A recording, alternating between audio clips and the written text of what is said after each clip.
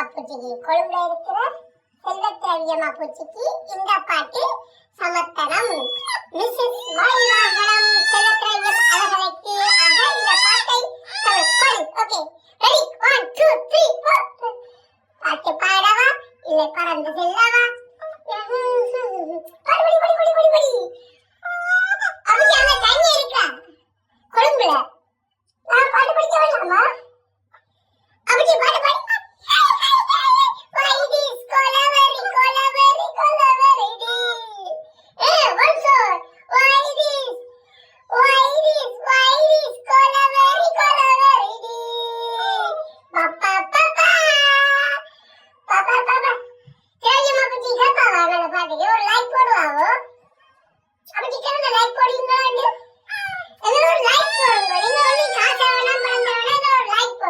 Why this